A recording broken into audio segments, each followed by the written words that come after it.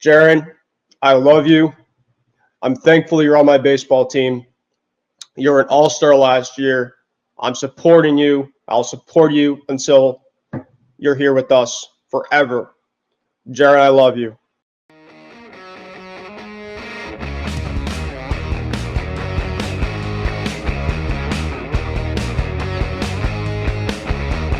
Hello, good morning, everyone, and welcome to episode 66 of Hitting for the Cycle. I'm your host, Ben Kruse, alongside my co-host, Ryan Touhey. Ryan, hope you're having a great morning, my friend. Yeah, I'm doing all right. Can't complain. And same to you. Yeah, so obviously before we get into our show for today, obviously make sure to follow us via our socials. Follow us for Hitting for the Cycle at HFTCETB. You can also follow us on our Twitter down below. Also, make sure to follow us at youtube.com/ETB Network. Also, make sure to follow us, listen to our podcast on Hitting for the Cycle, wherever you guys get your podcast.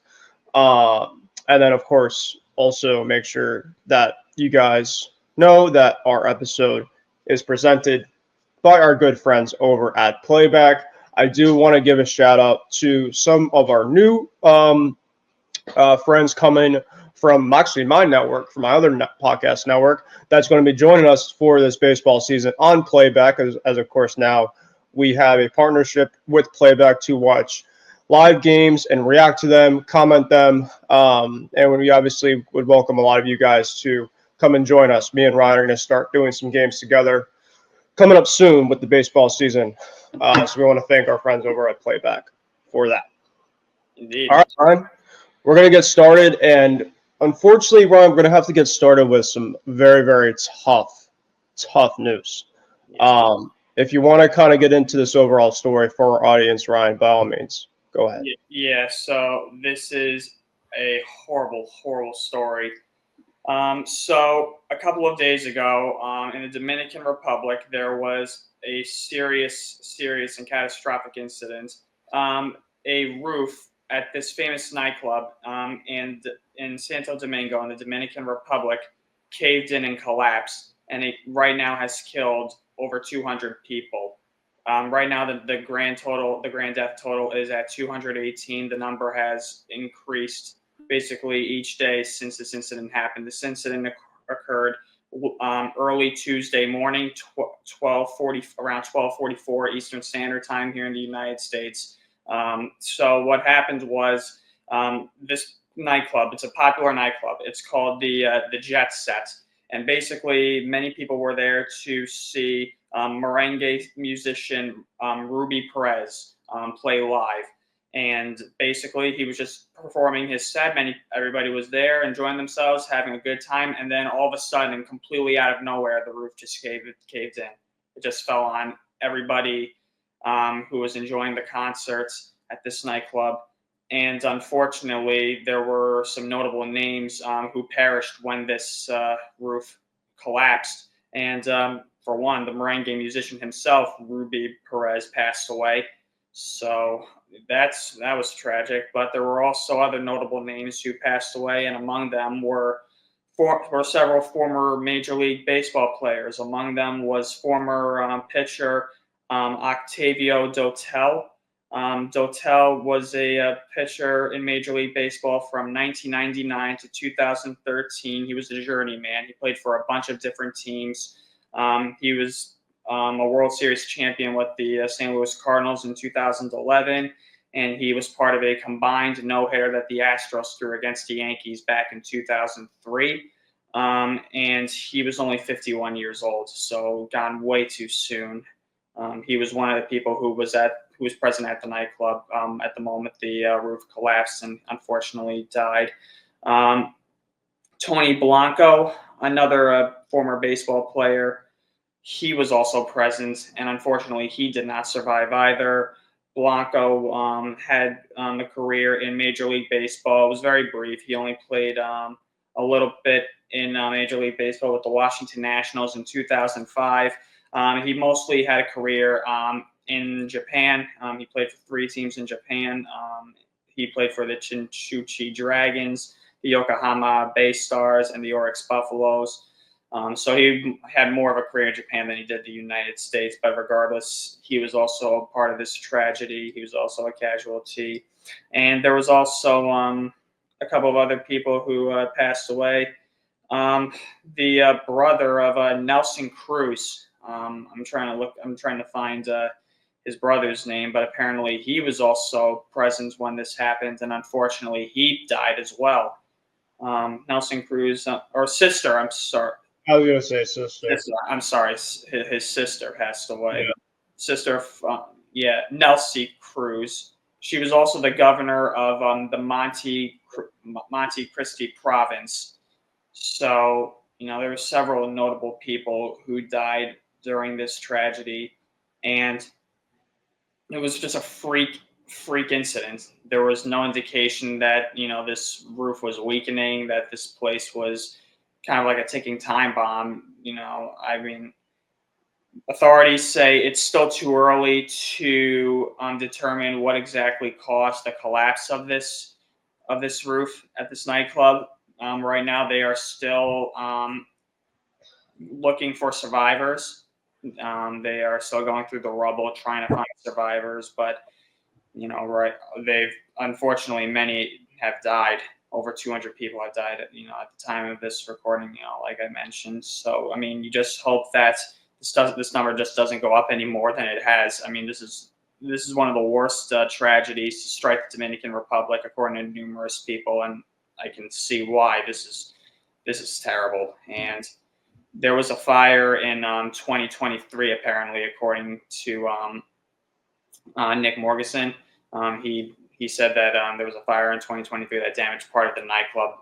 That was according to several authorities.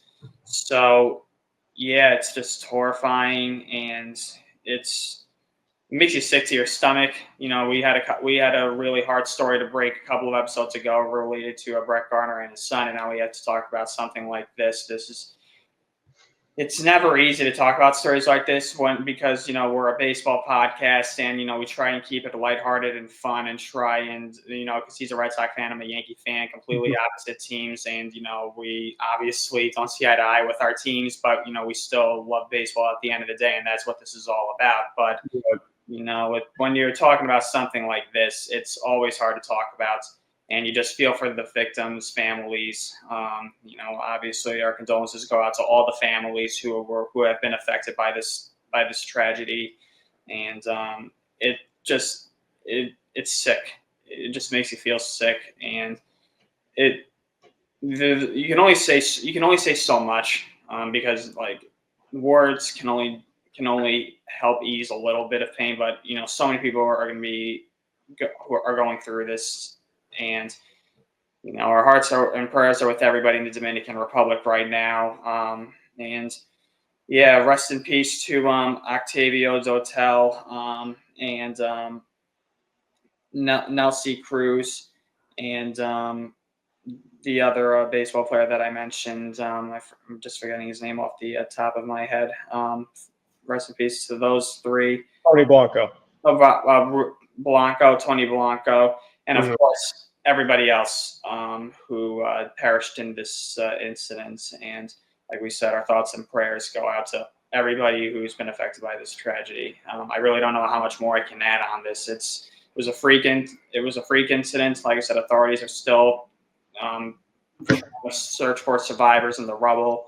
I don't know how long they're going to be able to do that for. I mean, the longer time goes on that they're searching, the less likely I think they're going to be able to find survivors.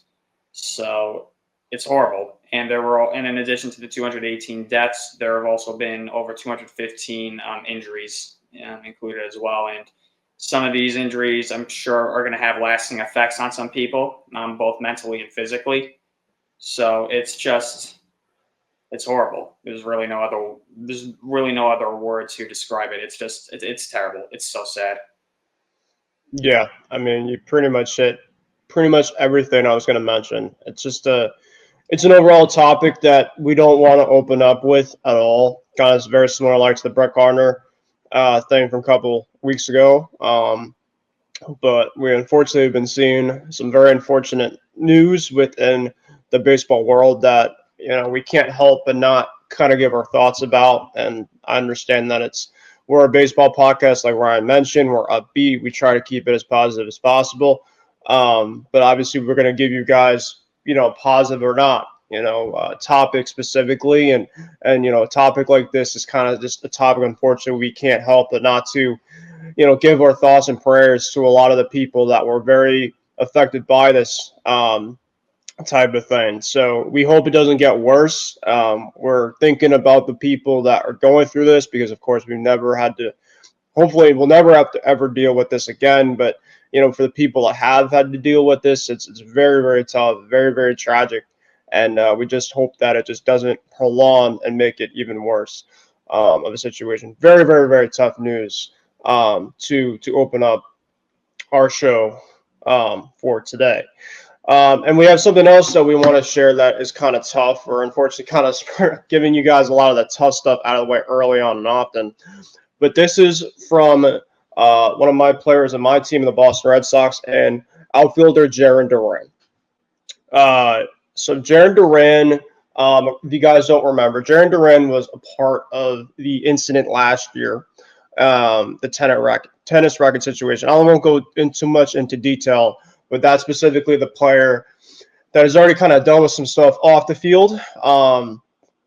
And right now, the Red Sox currently are uploading their Netflix documentary, which is from this past season. It's called The Clubhouse. I've heard great things about this overall documentary. So even as for non-Red Sox fans, Ryan, I know you're a Yankee fan, but many other other fan bases apparently we'll see in terms of how they like it. But for me specifically, I'm excited to see it. I'd already got an upload yesterday. I think it got uploaded, but Jaren Duran, there was a couple clips that pretty much were brought out from the first episode, and he talked about specifically from a couple years ago. He was talking about specific almost committing himself, unfortunately, and he put out a statement from the Red Sox, and this is how the statement went. Talking about this wasn't easy, but it felt important. I trust the Netflix crew. And I knew that it was going to, that if I was going to share this, I had to be real about it. A few years ago, I found myself in a dark place, but I'm still here, and I'm so lucky I am. And if my story can help even one person, then it was worth telling. It is that ability to help to reach those who feel alone that motivated me to tell my story. Right now, my focus is on the field. We have a postseason to chase, and that's where my head is.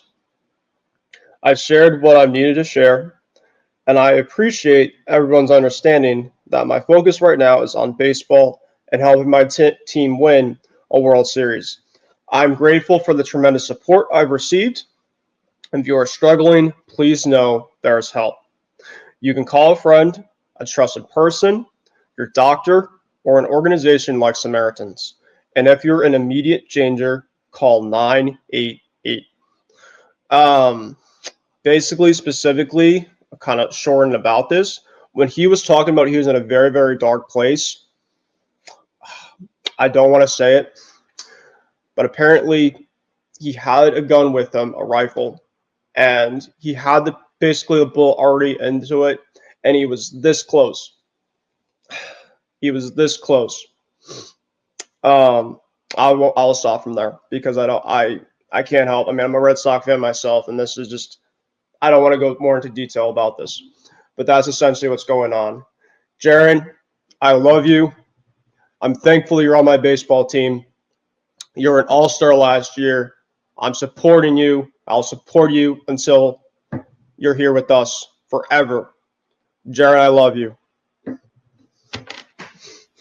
Yeah, that's a tough story to hear too. I mean, I obviously didn't know about that until you broke the news to me, and that's also a very sensitive topic to discuss.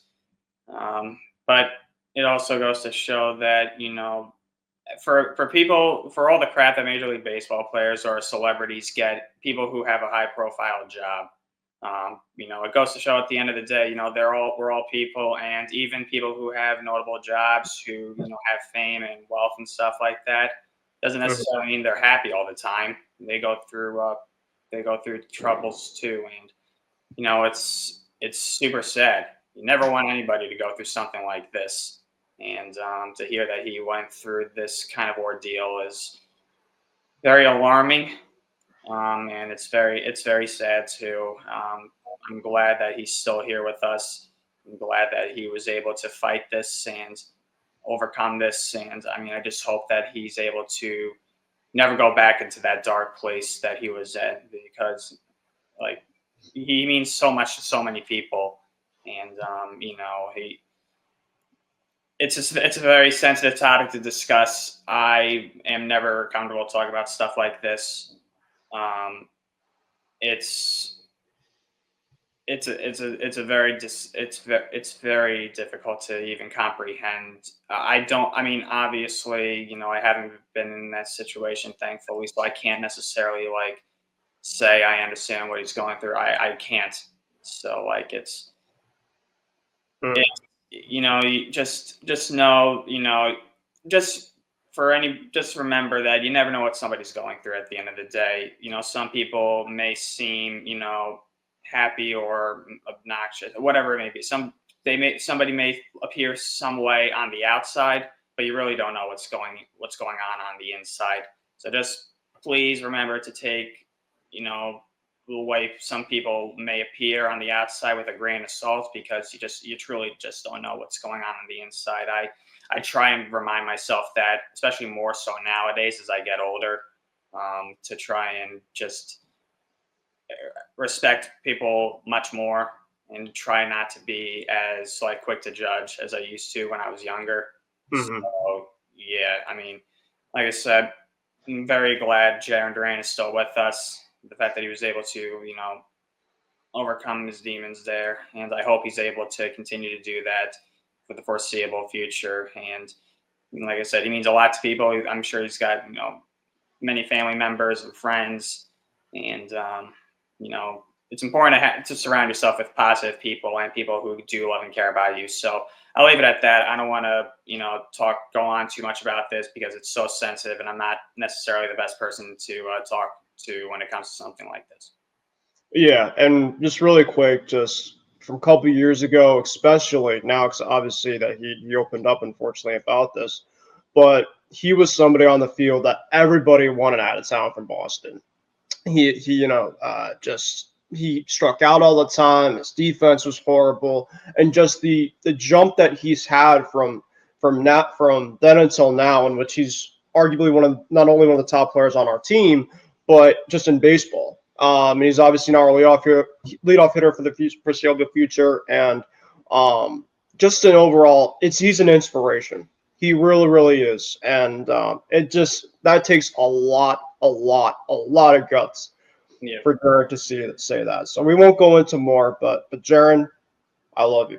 Hitting for the Cycle is presented by Playback. Watching sports is more fun with others, but we spend too much of our time watching alone. Playback is a virtual space where communities can stream live sports together with everyone perfectly synced up. Creators can hop on stage, deliver their own play-by-play analysis and commentary, and invite viewers up for Q&A. Playback makes watching sports fully interactive and a social experience, from playing fantasy sports, repping your favorite players and teams, and watching with the commentators and communities you care about. Win or lose, sports are best enjoyed together. Join our community by going to playback.tv/CGB Network to find out more, including our live stream schedule. And now back to the show. All right, we're going to go into now some more upbeat stuff, our baseball stuff. I know it's kind of tough after kind of the start that we had obviously to mention in our show. But Vlad Guerrero Jr. and the Toronto Blue Jays got an absolute massive payday. This broke, Ryan, like extremely late, around like late Sunday night. I was getting out of the second game of the Sox, and I'm in my hotel place that I was at, a very, very nice, like little place. I kid you not, it was like a dorm room essentially, but it was a very, very nice place. And right before I go to sleep, I get an alert from passing Vlad Jr. staying with Toronto. And good for the Blue Jays. Very, very good for the Blue Jays because I think that their fan base specifically needs this player. He is their franchise, like Aaron Judge is to the Yankees, Rafael Devers is to the Red Sox. And I know obviously I was making a lot of, Vladdy to the Mets, Vladdy to the Sox type of just, things, but deep down inside, right, Vladimir Guerrero, right, he was a long-term Expo, right, and his son obviously I think wanted to share that same path of being at a place for pretty much the rest of his career. And he this week even when they've been playing for frankly not the Red Sox, that he wanted to be here. This was his home. They actually put out a montage video from Toronto side that this was his home. Um, he's getting a 14-year, 500 mil that obviously eclipses Shohei Ohtani's 10-year, 700 mil. So that pretty much speaks everything volumes to itself. And it also includes a $325 million signing bonus, which you never, frankly, see specifically ever. I mean, the signing bonus typically is, maybe a couple hundred. 325 mil, yeah. I mean, there's every certain type of incentive, the front office, Mark Shapiro, and that Blue Jays staff made, Ross Atkins and company, they made it happen. So Vladdy, congrats to your payday. I think it's a little bit of an overpay. Me, Ryan, and I think we kind of agree, off the air about it. And it's not because he's not a bad player. I just think specifically 14 years. I mean, Shohei got 10, and we kind of, I think for many people, felt like 10's a lot. 14? I mean, this pretty much guarantees that he's going to be a long-term J, don't get me wrong, which is great for them.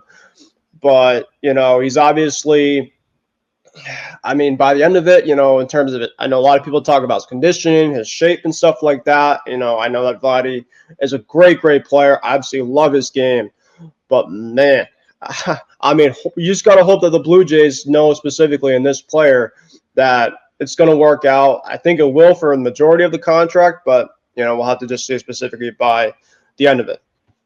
Yeah, well, this contract will go through his age 40 season.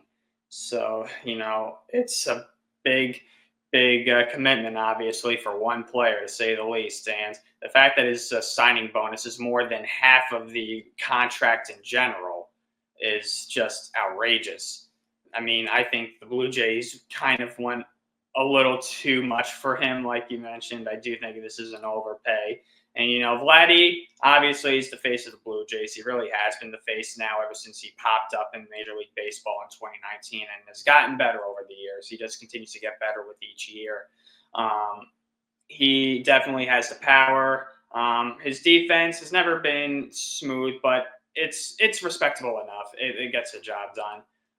But I don't see him being a first baseman for his entire career. I think he's going to be relegated to DH. Yep. Once he gets into like his mid 30s, I'd say. I think he's going to be getting more DH time, I'd say. And I just don't know if he's going to be able to keep up the same level of production for the majority of this contract. I look at Vladdy, and I think I see a guy who I think is still going to be one of the premier power hitters in baseball for a couple of more seasons. I mean, he's only 26 years old, so I can see him still being in the league leaders in home runs for a while. I mean, he's barely in prime. He'll definitely still be, one of the top power hitters and sluggers in Major League Baseball for a while. Maybe even the next decade, I'd say he could still be in that. He could still be in that category. But as we get to the later years of this contract, like maybe age 37, 38, I just see him like really regressing and slowing down. I think he's barely going to be able to run down to first base. Kind of like his father. His father dealt with knee issues, towards the end of his career, and he eventually had to be strictly a designated hitter. And I kind of see that with Vlad Jr. I just see a lot of his father in him, except his father was a better bat ball hitter than he is. I mean, he was a better bat ball hitter than everybody who ever played. But, I think this is just a little over the top. And for the Blue Jays, I mean, you're committing this much money to one guy. The Blue Jays have never been known as, a big spending team, around Major League Baseball in their history. I mean, they've typically, built teams from, the farm system. They kind of build a core, more so nowadays. So, they're going to need to, I think now, because you're going to be committing this much money to Guerrero, you're going to have to start developing more players. I mean, Guerrero is homegrown, Bichette's homegrown. So, they're obviously franchise cores. But, now you're going to have to do a little more than that. You're going to have to develop better players. And, the Blue Jays are in a very tough division, obviously. So there are pros and cons with this. I mean, Vladdy just was a pain in the butt to deal with, I think. He just wouldn't shut up about his contract. He really, I think, it was just becoming he was just becoming a burden. I think, honestly, the Blue Jays did this just to get this over with. They didn't want to deal with this, more. Vladdy, he definitely has an ego. There's no doubt about that. He kind of has a right to have an ego because he's a great player. But, at the same time, you're also going to be a distraction and a burden to your team if you continue to prolong, your contract negotiations and keep bringing it up saying, I'm willing to talk to every team in Major League Baseball. Like, dude, stop it. Come on. Like, we're in the middle. We're starting a baseball season. Just focus on playing, the game and trying to help your team win. That's what I want to hear. I don't want to hear about, I'm open to signing with everybody and anybody. We get it. This is a business. We know once you become a free agent, you can talk to whoever the hell you want. You can talk to the Pope, for God's sake. I don't care. Just like, he was such a pain in the butt I can only imagine this was more of a relief for the Blue Jays. I know Blue Jay fans are relieved as well. They haven't really had, like, they don't really have many moments like this in their history, like locking down a franchise player for their whole career. Not many people, I think, have been a Blue Jay for their whole career. And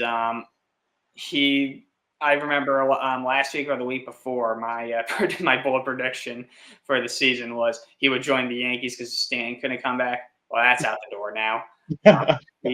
He's now a Blue Jay for life, it seems like. And congrats to Vladdy. Congrats to the Blue Jays. They got themselves a very talented premier ball player for years to come. But I still think this is an overpay. I think it's going to hurt the Blue Jays more for the long term than not. But, if you are committed to signing a player, for his entire career to play for your team, better do some winning with him. I mean, because we've seen some of these contracts, look at Mike Trout's contract, for instance, where the Angels have just done absolutely nothing with him. You just hope that it's not the same case scenario with Guerrero. If you're a Blue Jays fan, you just hope that Guerrero's, number one, able to stay healthy and productive, and number two, that the Blue Jays put a respectable and competitive product out onto the field every single year. So, the Blue Jays took a step back in that category last year. They finished in last place in their division. And, like I said, the division has gotten tougher with the Red Sox improving this year, and the Yankees and the Orioles still very good. So, yeah, we'll see how this works out. But, Guerrero, like I said, is just reaching his prime now, so he'll still be productive for a while. But, as we get, towards the end of this tail end of this contract, we'll see if he's even able to stay out on the field, for like 140, 150 games a year. So, yeah, that's the way I feel about this contract. I think it's just a bit much. Yeah, I will give the Blue Jays credit. I know you were talking about they haven't been spending money, and I agree with you. Most of their franchise career, they've been spending it specifically from ground up through the farm system. But they did link up Alejandro Kirk earlier on in the offseason. I'm not a big Alejandro Kirk guy specifically. I'll keep my comments specifically to myself. I think he's a great overall catcher, don't get me wrong. But, I think Bo Bichette, who's going to be a free agent this offseason, I think the Blue Jays should try to bring him back. I know there's a ton of smoke out there as of right now. I know John Heyman and a couple other people saying that he might go. But it's better for baseball specifically when you keep your core players intact, no matter how you want to make it out, right? The Red Sox kept Garrett Crochet and Christian Campbell long term. You have potential Rookie of the Year candidate, and you have one of the best pitchers in baseball with my team. Obviously, Aaron Judge is going to be long term with your Yankees. The Orioles, obviously, more likely than not. You know, you have Gunnar, you have Adley. You know, a lot of those guys should be able to stay long term for Mike Elias. So, and it makes the game of baseball better. It keeps our division specifically, Ryan, in very good hands for the long term. So I think, as much as you obviously want to say it in overpay, and I 100% agree, I think when Vladdy specifically is with Toronto, it's better for baseball. It's good for like the rivalry and stuff too, for the division too. So that's obviously like why I love Soto with you guys, because the game specifically just made so much just more excitement. And for Vladdy to stay there long term, I think will bring the excitement still over there also. And speaking of excitement, right, we have to obviously talk some more baseball because this is obviously a baseball podcast. We're going to go back, going around the league. This is our week 2 around the league now, Ryan. So obviously, you know, week 1, we think we kind of really said more about an overreaction type, right? You know, we obviously had opening day weekend and, you know, obviously a lot of that, all that fun stuff. But obviously week 2, I think, is kind of more of like, you know, I'm not saying the early pretenders and the other, you know, non-pretenders type, but it's kind of like, you know, a reality check almost, right? I know the White Sox, I think, won like their first couple games, and, you know, look where they are now, right? They're 2-9. You know, it kind of makes sense, you know, kind of from what we predicted early on. But I'll at least kind of start with your Yanks first, Ryan. So obviously the Yankees, they went on the road after the Diamondback series that we talked about last week. They went to take on the Pittsburgh Pirates for a 3-game weekend series, which, by the way, Ryan, PNC Park, if you've never been before, that's a bucket list item. I have been. A fantastic park. For those that want to know more about it, you could talk to me off the air about it because it's a great overall park. But the Yankees did what they had to do. They took 2 of 3 games in that series. They lost the Sunday game via a walk-off. I didn't watch any of that game because I was at the Red Sox game. But the Yankees did what they had to do. They took 2 of 3. They were fortunate enough not to face Paul Skeens. I bet you're very, very excited about that. And Jared Jones currently, who are the top 2 pitchers. Jared Jones is currently on the aisle right now. So they did have to face Mitch Keller. Mitch Keller wasn't great. I believe it was on Friday. But, the Yankees did what they had to do. Took 2 of 3 in Pittsburgh. This week wasn't great, right? In Detroit, but Detroit, right, it's a cold environment. You know, a lot of the games were really, really frigid. I think that the other day on Tuesday or whatever, it was like 30 degrees or whatever. I mean, you could make the same excuse for the same teams, but to go against Tarek Skubal and those type of, temperatures, it was just going to be, you kind of just had to feel about it, right? Tarek Skubal also was 0-2 kind of coming into the season. So you knew for a fact that you wanted to have the win, and he was also facing Carlos Carrasco. So Tarek Skubal, Carlos Carrasco. I think we have a pretty good idea where that was going to land. Unless Carlos Carrasco pitched the game of his life and Tarek Skubal pitched the worst game of his life, I mean, it's baseball. You never know. And then yesterday, the Yankees were up 4-0, going to the bottom of the 9th. And Devin Williams, who we've talked off the air about, and you could kind of talk more into detail about Devin Williams so far. But the Tigers almost came back. They were, I think it was bottom 9th, a guy at second base. Jonathan Malloy popped it out, and the Yankees were able to salvage that final game of the series. So in the 6-game road trip, the Yankees took 3 out of 6 of them. So a 50% road trip for the Yanks. And now the Yankees are now 7-5. They are second place now in the division. So before we get into my Red Sox, I'll go to you, Ryan, to my Yankee fan. And what is your overall reactions from the road trip? My overall reaction from this road trip, it could have been better. I'll say that.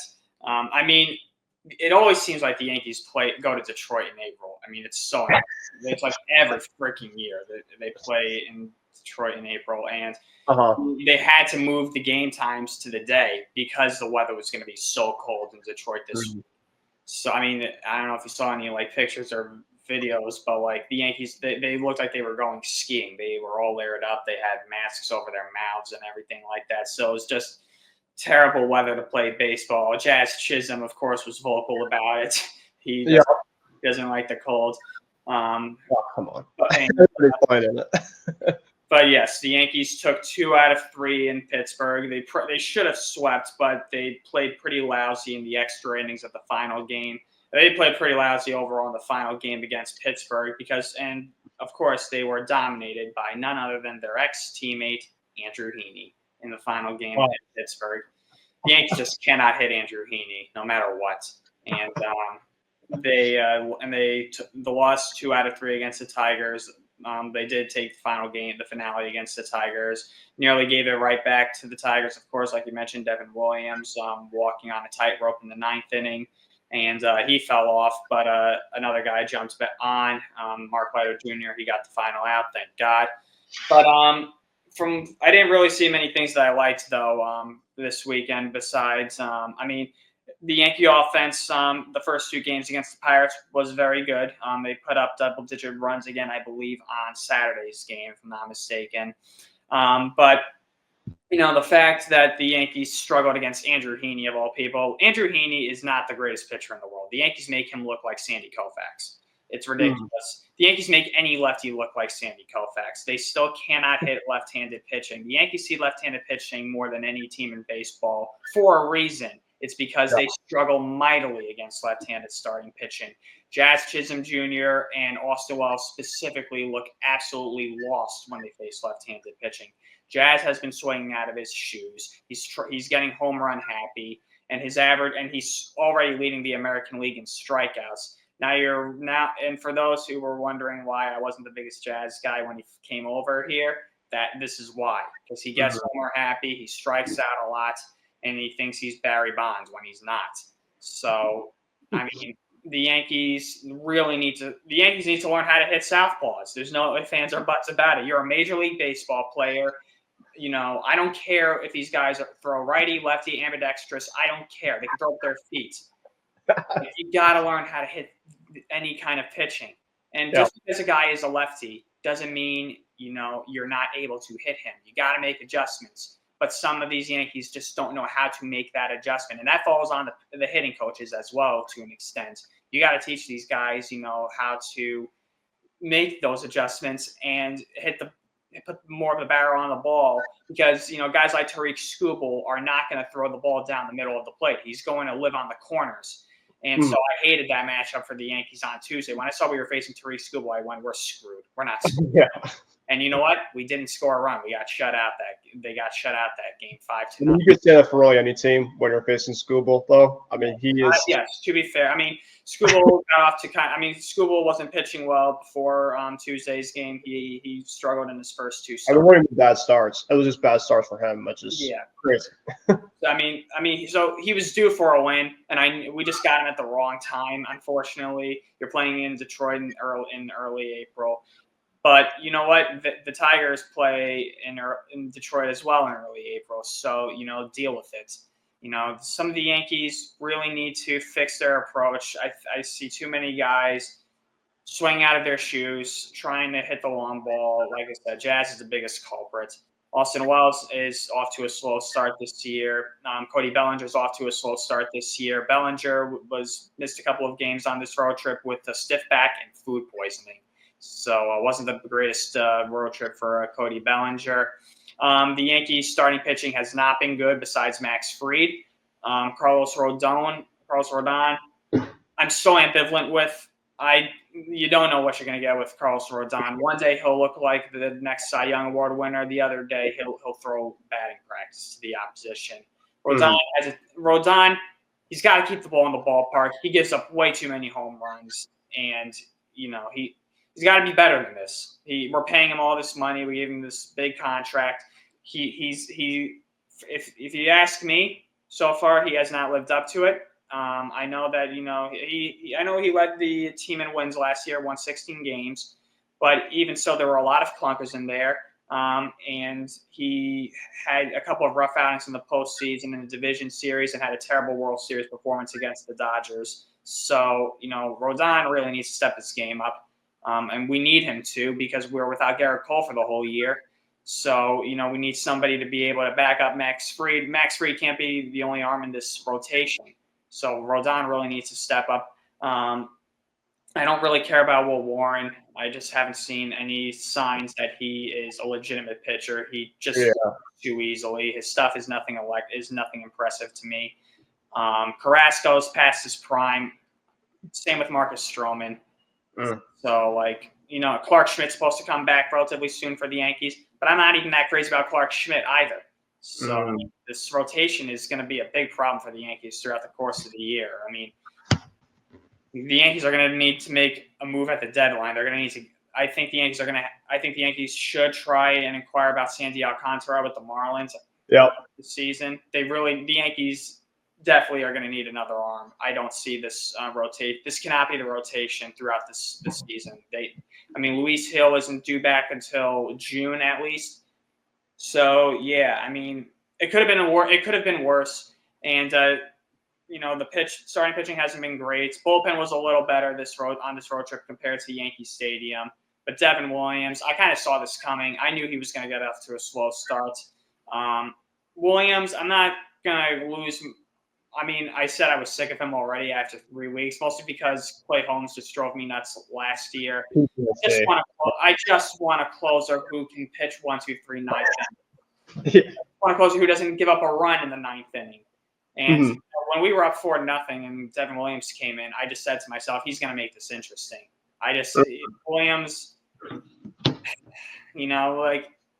I don't know what to. I didn't really know much about Williams until honestly he gave up the home run to Alonso. To be honest with you, because he was on the Brewers and I don't care about the Brewers, But from what I've seen so far, obviously he has not pitched well at all as a Yankee so far. But it's still too early to say he's a bum or he's washed or something like that. So you got to remember that. And the Yankees were not going to keep up the offensive pace that they were at when they were playing the Brewers. That is not going to happen. Playing in Pittsburgh and Detroit in April is not fun. Fortunately, the Yankees, they go to Florida on the next road trip. They play 4 in Tampa at Steinbrenner Field, so that's basically a home away from home for them. So, wasn't the best road trip, obviously, but it's a long season. The Yankees are definitely going to need to make some changes throughout the course of the year. Yeah, like you said, it wasn't bad. Could have been better. But, heck, if it was a 6-game road trip in frigid temperatures in both spots, I'd sign up for a 50% road trip, like you said, right? And you guys are 7-5. It's not like specifically that, the standings in the AL East have completely, changed because the Yankees had a kind of a very mid terms of road trip. That's why specifically this division is going to be an absolute dogfight, because I just think that there's not going to be that one team, at least this year, that's going to be a pull away. And so I think that's why it's going to make it very, very interesting. Every single series, I think it's going to kind of change it up a little bit over time. All right, let's go to the Red Sox here. So the Red Sox, they were able to salvage that Thursday day game after we had the recording, which they needed. They lost the first game in Baltimore on that Monday, and then they won that Wednesday game 3-0 from Garrett Crochet. The Thursday day game, they pitched all right. Tanner Houck pitched okay. Alex Bregman got his first home run in that game. And the Red Sox bats were starting to cook. They scored 8 runs, which was, I believe, was the most runs that they scored so far all season. So they took 2 of 3 from Baltimore. And then they finally went back. They finally went home on the 4th, which is this past Friday. They took on a St. Louis Cardinals team that's not projected to be great this year. But the Cardinals were coming in with one of the best OPSs and batting averages, at least early on in the season. I mean, I knew for a fact it was going to linger on.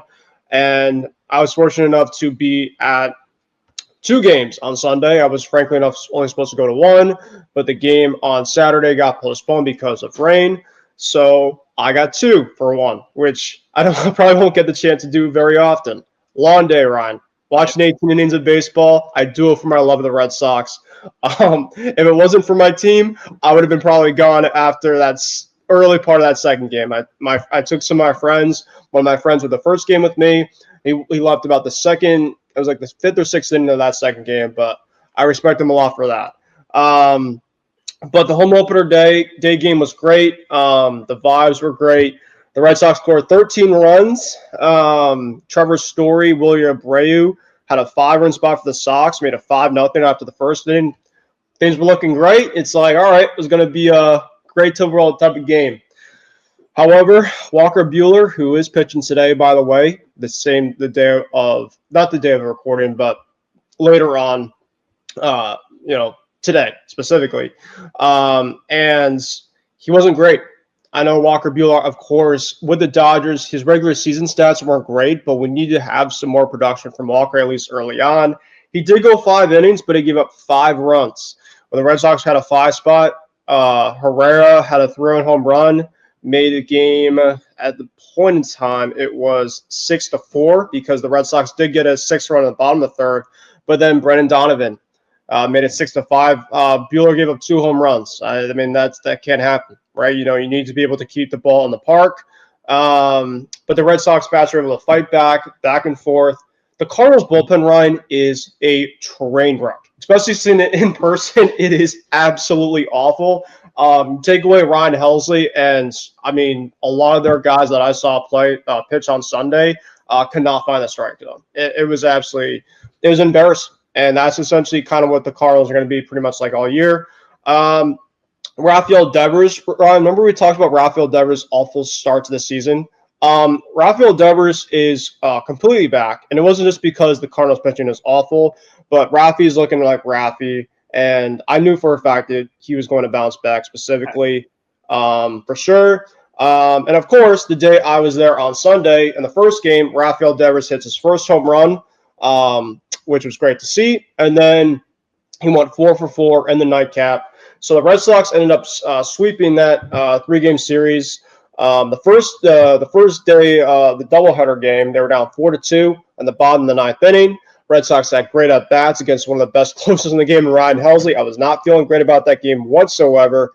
But Rafael Devers takes a full count walk. I could not within inches of getting run up to end the game, but he ties the game on that walk. William Brayer walks it off. Sox win 5-4 on that Sunday first day, and then they scored 18 runs in the nightcap, so that was great. However, it's been a tough week this week. A Blue Jays team that's coming in after the news of Vlad Jr. and Monday wasn't great, 6-2 final. Tuesday, Garrett Crochet pitches. Crochet was fine. He went 5-6 innings. He gave up a couple earned runs because our defense this week has not been great. Kind of very eerie-like to a couple years ago with this team, which I don't want to revisit back. And then yesterday, frustrating. 2-1 loss. He should have walked it off. Trevor Story can't strike out. The guy, extra innings, guy at third base, less than 2 outs. He strikes out. Christian Campbell doesn't put the ball in play. Bichette gets the go-ahead sac fly. 2-1 final. Sox lose. So right now, the Red Sox have a very similar homestand to the Yankees on their road trip. They right now have a 50%, which isn't great, but they have one more game on Thursday with Walker Buehler against Chris Bassett. Chris Bassett has been absolutely exceptional so far. So hopefully the Bats will start to wake up in that one. Before we quickly get into some of the other teams around really quick, the Yankees are going to be back at home. They'll be taking on the Giants and the Royals. And the Red Sox are going on the road. We're going to be taking on the White Sox, and we're going to be taking on the Rays as well. So that's a quick little team report between both our two teams. Ryan, now let's quickly go into some other teams around the league. Any observations that you've been seeing so far with some other teams around the league for week 2? Yes. So one team that I want to touch on is the Mets. We went into this season saying how a major concern, the big concern we have for the Mets this season is their pitching, their starting pitching. Their pitching's been great. They lead the league in ERA. They have a 2.10 team ERA as the time of this recording, the best in all of Major League Baseball. Who would have thought? Yeah, who would have thought? And the Mets, they're off to a very good start. They are 8-4 on the young season. I know they kind of started off a little slow over opening weekend, but now they're 8-4. They're only a half. I mean, it's still too early to really take the standings seriously, but they're only half a game behind the Phillies in the National League East. Mets, they were at Citi Field for the first time in 2025 this past week. They had their home opener against the Blue Jays, shut them out 5-0 that game. had a walk-off sacrifice fly victory by Francisco Lindor, I think, on Saturday night, and then completed a sweep the series on Sunday. And the Mets, during this week, they played the Marlins. They hosted the Marlins this week. And I believe they took 2 out of 3 from the Marlins. Yep, they lost the last game 5-0. Well, yeah, they got shut out yesterday, 5-0. But the Mets are looking good. They are looking very, very good. I expect them to be good for this season. I think I had them finishing second place in the National League East in my season predictions. But pitching has been the pitching has exceeded my expectations so far. Do I think they're going to be able to keep it up throughout the course of the year? I don't know. I don't think so necessarily. I think their pitching is going to show some cracks as the season goes on. Because it's kind of like, a couple of years ago in 22 when the Yankees pitching was exceptional. They had all this great starting rotation. And then once the summer came along and, the Yankees went into that never-ending slump, the pitching started to show cracks. And I kind of feel that way about this Mets rotation. As good as it's been right now and as good as their bullpen has been right now, I just don't see this being sustainable for the long term. I think they're going to have some aches and pains throughout the course of the year. And I think there are going to be some cracks in their pitching. But, trying to rack up as many wins as you can right now. So when the tough times come, you don't have to worry about them so much. So, their pitching has been very good. The Giants pitching has also been very good. They have the second best ERA in Major League Baseball. And they're coming and they're coming this weekend. So it won't be an easy task for the Yankees right now. We're getting the Giants at a tough time. The Giants have gotten off to a fast start. They are in second place right now in the National League West, only half a game. I mean, like I said, take it with a grain of salt, standings at this time of year. But they're right now it's a 3-way fight for first place in the NL West between them, the Dodgers, and the Padres. Padres right now are up by just a slim half-game margin in the National League West. But the Giants and the Mets, their pitching has looked really, really strong so far this year. But I just don't see it sustaining for the whole year. It's been impressive so far considering what we said about the Mets, how we just didn't really think that their pitching is going to be able to be good this year. So, we'll see what happens in the coming weeks. But those are two teams that stood out to me. Yeah, and like you said, the Mets have had a great start with their pitching, and that it's more impressive right now because they're without 2 of their main guys, Sean Manaea, who's currently on the IL, and Frankie Montas. And Frankie Montas, obviously, like you said, he's not going to be your end-all be-all type of guy, but he brings innings specifically. And the Mets are also without Francisco Alvarez and Jeff McNeil, 2 guys specifically in their lineup, and their lineup has done a pretty good job so far. And I think that Juan Soto, so far early on, hasn't even got to his best yet. So if the Mets can, kind of tread water leaks for a little while, they're going to be fine. I really do. Really quickly, before we get into our last segment, who's hot, who's not, my overreaction is the Atlanta Braves are the same record as the Colorado Rockies. And like I said, take the record with a grain of salt, but I say it as it is. The Braves, they came home and I think they lost 2 to 3 to the Marlins, right, Ryan? Yeah, they did. They came back home. They blew out the Marlins for their first win of the season, 10-0. Yeah. And then it was like a light switch. Their offense just died the next day. Yeah. So, and like I said, the Braves, I think, are going to be fine. I know, Ryan, you were a little more concerned about them when we were talking about them last week, but that's just an overall reaction. Another one is the San Diego Padres. I knew that they were going to be good, but they might be up their division talks this year, Ryan. They're 10-3. They the same exact amount of wins as the Dodgers right now, and their bullpen, Ryan, is absolutely exceptional. I mean, Robert Suarez, Jason Adam, they got some guys that can come in and absolutely show. They're 7-3 in their last 10.